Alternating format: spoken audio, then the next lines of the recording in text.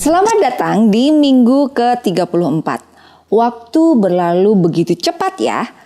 Nah, mulai minggu ini Anda harus mulai hati-hati kalau bicara. Soalnya, janinmu dapat mendengar suara dan nguping percakapan Anda. Kayak Intel aja. Dan gimana perasaanmu di minggu ini?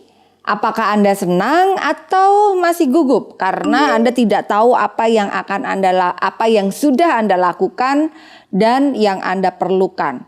Gini, simak videonya sampai akhir.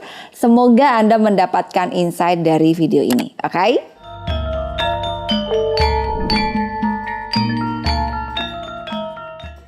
Hai, saya Yesi, bidan, penulis, praktisi, dan fasilitator Gentlebird. Knowledge is power, dan dengan berbagai ilmu pada Anda, saya berharap Anda tidak lagi cemas dan bingung. Namun Anda semakin berdaya dan pada akhirnya mampu mengalami pengalaman positif selama masa kehamilan, persalinan, menyusui hingga parenting. Berbagai buku bestseller bahkan mega bestseller sudah saya tulis. Dapatkan di toko buku terdekat atau di bidankitasshop.com. Berbagai panduan dan fasilitas digital juga saya buat untuk Anda belajar dan memberdayakan diri. Silahkan kunjungi website Bidan Kita, sosial media Bidan Kita, dan jangan lupa YouTube-nya juga ya. Silahkan like, share, komen, dan subscribe. Apa yang terjadi pada janinmu di minggu 34 ini? Sekarang bayimu berada di ukuran sekitar sebesar labu butternut. Nah, di minggu 34 ini tinggi bayimu lebih kurang sekitar 31,1 cm kalau diukur dari kepala hingga pantat dan hampir 44,2 cm kalau diukur dari kepala hingga tumitnya. Dan minggu ini berat badan janinmu sekitar 2.250 gram. Di minggu ini janinmu lagi asik-asiknya koprol alias salto di rahimmu. Karena minggu ini cairan ketubanmu diproduksi paling banyak, sekitar 1,5 liter. Jadi dia lagi menikmati waktu bergerak bebas. Mungkin kalau Anda lagi goyang TikTok, di dalam sana janinmu pun ikut goyang. Nah, vernix, si lapisan tebal seperti lilin, seperti krim keju yang menutupi kulit janin semakin menebal pada minggu 34. Vernix mulai ada beberapa part yang terkelupas dan bercampur dengan cairan ketuban. Para ilmuwan percaya bahwa ketika bayimu menelan vernix dalam cairan ketuban, itu ternyata bisa membantu perkembangan usus dan juga perut mereka. Paru-paru hampir matang sekarang dan sesuatu yang menurut saya sangat menarik, saat ini janinmu menerima antibodi Anda melalui plasenta untuk mengembangkan dan melindungi sistem kekebalan tubuhnya. Ini disebut kekebalan pasif karena dia mengandalkan antibodi Anda daripada memproduksinya sendiri. Kenapa? Kamu mau turun? Yuk turun. Nah, namun perlindungan ini bersifat sementara dan hanya berlangsung beberapa saat setelah proses kelahiran. Tapi jangan takut, karena Anda memiliki obat sempurna yang akan meningkatkan kekebalan tubuhnya yaitu ASI. ASI mengandung antibodi dan protein penambah kekebalan tubuh untuk membantu melindungi Anda dan bayi Anda dari bakteri dan juga virus. Tentang kemampuan bertahan hidup apabila bayimu lahir di usia 34 minggu ini gimana ya? Pada 34 minggu, janinmu lulus dari prematur sedang lalu menjadi prematur akhir. Bayi prematur akhir mungkin terlihat seperti bayi cukup bulan, tetapi mereka masih belum matang sepenuhnya. Bayi yang lahir pada usia 34 minggu dapat mengalami beberapa masalah kesehatan seperti penyakit kuning, kesulitan makan, atau kesulitan bernafas. Tetapi dengan perawatan yang tepat, tingkat kelangsungan hidup bayi di 34 minggu lebih besar dari 99% dan resiko kecacatan yang terkait dengan prematuritas itu hanya sekitar 5%. Karena minggu ini produksi ketuban paling banyak, nah biasanya di minggu ini janinmu sudah mulai memutar posisinya dari yang kepalanya di atas menjadi kepala di bawah. Nah, ketika di minggu ini kok janinmu posisinya masih sungsang, berarti lampu kuning. Artinya Anda harus mulai aware lagi, nggak perlu panik, tonton saja videonya sampai akhir, nanti aku akan kasih tips-tipsnya. Nah, apa yang terjadi pada tubuh ibu di minggu ini? Biasanya sih di minggu ini Anda makin sering bolak-balik ke kamar mandi karena janin di perutmu makin besar dan makin menekan kandung kemih. Jadi rasanya minum air mineral 1 gelas saja bisa 5-10 kali bolak-balik kamar mandi. Udah gitu, tekanan di kandung kemih juga kadang-kadang menimbulkan gejala baru, yaitu ngompol. Jadi pas bersin makcrut, ketawa makcrut, apalagi kalau pas batuk, aduh ngompol terus sampai rasanya pengen pakai pampers aja. So, siapa yang ngalamin? Ayo komen di bawah ya. Nah, oh iya, ini kan udah 34 minggu, artinya 6 minggu lagi bakalan lahiran kalau pas 40 minggu lahirnya. Kalau maju, misal lahir di 37 minggu, berarti tinggal 3 minggu lagi loh. Sudah pikirin tentang cuti hamil kan? Jangan mepet-mepet loh ya. Apalagi kalau Anda belum melakukan banyak persiapan sebelumnya. Karena banyak tuh yang ambil cuti mepet-mepet dengan alasan biar lama sama dedek bayinya after melahirkan. Tetapi karena saking sibuknya kerja akhirnya napasnya, tubuhnya, dan mentalnya nggak siap menghadapi proses persalinan. Alhasil persalinannya traumatik. Nah, kalau udah gitu repot. Kalau aku pribadi mending cuti di minggu-minggu ini atau maksimal 35 minggu. Lalu fokus ke persiapan persalinan. Jadi nanti lahirannya nyaman dan minim trauma. Kalau lahirannya enak, lancar dan minim trauma, pasti proses penyembuhannya lebih cepat. Proses nyusui lebih lancar, proses parentingnya no drama. Beda kalau cutinya mepet. Terus nggak sempet nyiapin ini itu buat lahiran. Terus tahu-tahu ada drama, komplikasi dan trauma pas proses persalinan. Waduh, gawat. Karena mau seberapa panjang dan lama cutimu after melahirkan, itu nggak akan cukup untuk healing trauma dan mengatasi drama yang akan datang. So, pertimbangkan buat cuti ya. Ada beberapa keluhan yang kadang dialami oleh ibu hamil di usia 34 minggu. Sekalian aku kasih tips-tipsnya ya. Jangan lupa subscribe dulu, oke? Tips yang pertama, kontraksi palsu atau Braxton Hicks. Saat Anda mendekati HPL, kontraksi Braxton Hicks cenderung menjadi lebih kuat dan lebih sering terjadi dibanding minggu-minggu sebelumnya. Dan kadang rasa kenceng-kencengnya di perut bisa saja terjadi sepanjang malam dan bikin Anda makin sulit tidur. Yang kedua, payudara besar. Payudara Anda mungkin menjadi lebih penuh saat Anda memasuki minggu terakhir trimester ketiga ini. Nah, ini dapat menyebabkan ketidaknyamanan di kulit payudara. Jadi saat kulit meregang dan menjadi gatal, rasanya pengen garuk tapi nggak nyaman banget pokoknya. Untuk mengatasinya, silahkan mulai oleskan VCO atau lotion untuk payudara supaya sedikit lebih lembab dan tidak gatal. Mulailah ganti BH yang benar-benar nyaman dan punya tali BH yang cukup besar sehingga tetap nyaman menopang payudara Anda. Dan pelajari juga tentang beberapa perubahan payudara di masa kehamilan, dan itu aku jelasin lengkap di artikel premiumnya Bidan Kita. Buka ya. Kemudian yang ketiga adalah bengkak pada kaki dan pergelangan kaki. Banyak ibu hamil yang harus ganti ukuran sendal dan sepatu gara-gara kaki dan pergelangan kakinya membengkak.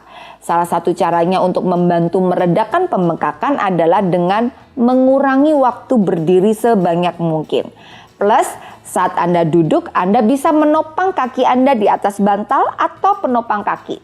Selain itu, Anda juga bisa melakukan beberapa gerakan prenatal yoga yang bisa bantu kurangi bengkak kaki. Silahkan cek di link yang aku tuliskan. Di situ aku udah share tentang gimana cara mengurangi bengkak kaki. Yang keempat adalah sembelit. Apapun penyebabnya, sembelit pasti tidak nyaman. Taktik yang bisa Anda lakukan adalah minum banyak air, jus, dan konsumsi buah, serta makanan yang kaya akan serat. Sembari cek apakah Anda konsumsi vitamin penambah darah, karena ternyata salah satu efek vitamin penambah darah adalah bisa menjadi pemicu konstipasi. Selain itu, cobalah jalan kaki atau olahraga ringan dan melakukan prenatal gentle yoga untuk membantu sistem pencernaan Anda lebih baik. Cek juga apakah Anda kena wasir loh ya, karena kalau ternyata wasirnya muncul, segera konsul ke provider Anda dan obati. Atau cegah, jangan sampai tambah parah nantinya.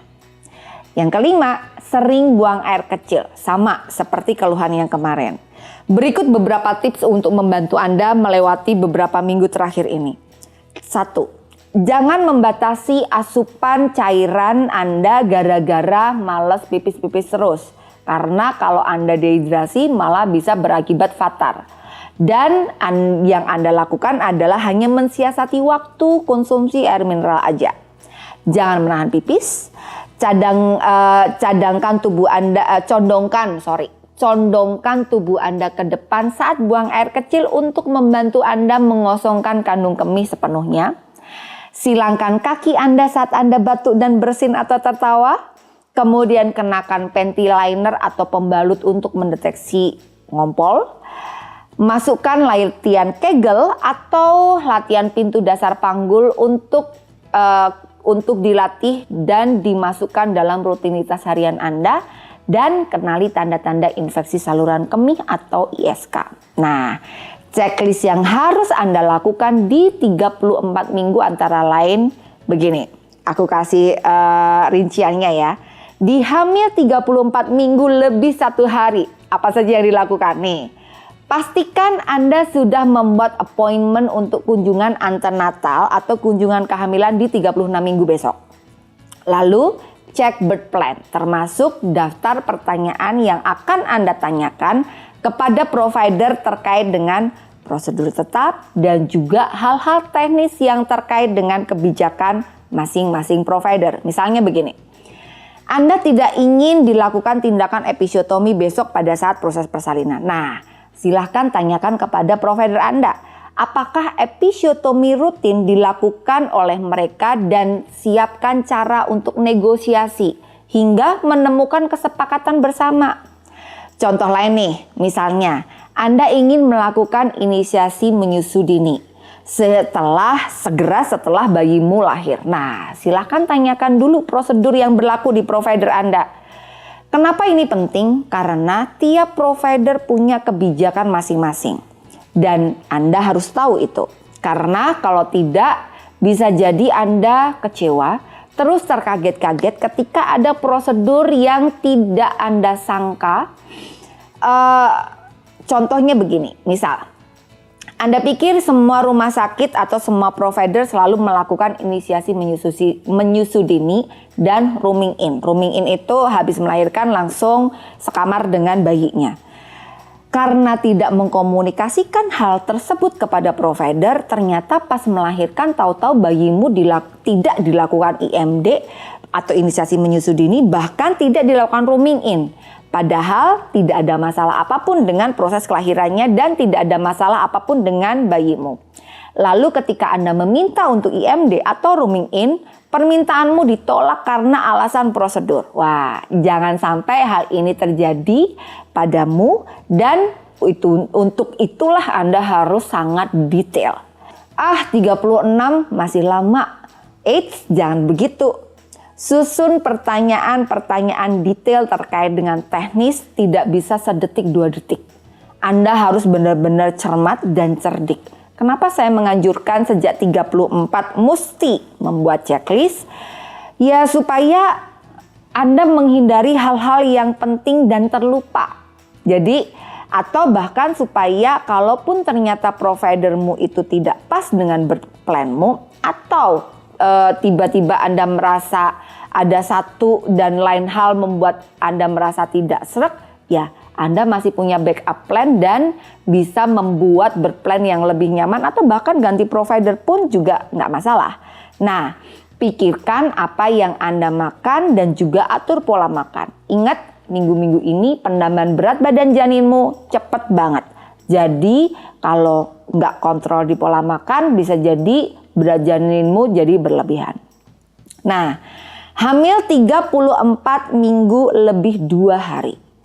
Apa yang dilakukan? Cek ulang lagi isi tas persalinanmu. Mulai dari barang-barang yang akan Anda gunakan saat persalinan, barang-barang buat suamimu dan juga buat dedek bayimu. Sekalian dicek ulang surat-surat atau dokumen yang perlu Anda bawa. Lalu coba tata dan susun hasil USG-mu. Urutin sesuai dengan tanggal periksa dan umur kehamilan.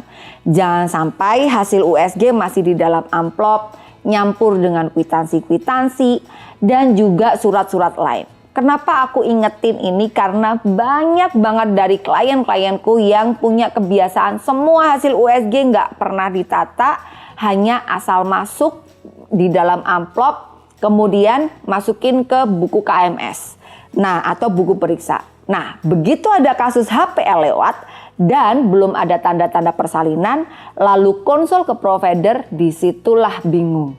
Ketika ditanyain sama provider, mana hasil USG trimester pertama? Bingung naruhnya di mana? Hayo loh.